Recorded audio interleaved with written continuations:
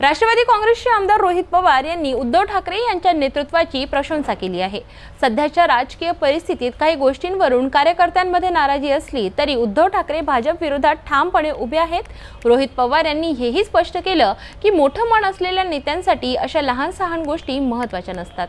शेवटच्या जागेत बसवला जातो असा आरोप जाहीर विरोधात होत आहे। कोणाकडनं विरोध होतोय?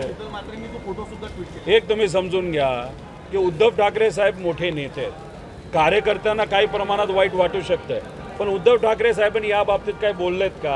उद्धव ठाकरे साहेब विचाराला पक्के आहेत। भाजप ज्या पद्धतीने देशाचं आणि राज्याचं सरकार चालवतंय, ज्या पद्धतीने इथं असणाऱ्या सामान्य लोकांचं वाटोळं या सरकारच्या धोरणांमुळे होत आहे, त्याच्यासाठीच भाजपच्या विरोधात उद्धव ठाकरे साहेब इंडियाबरोबर आघाडीबरोबर तिथं लढायला तयार आहेत। त्यामुळे ह्या छोट्या मोठ्या ज्या गोष्टी होत असतात ह्या मोठे नेते कधी मनाला लावून घेत नाहीत।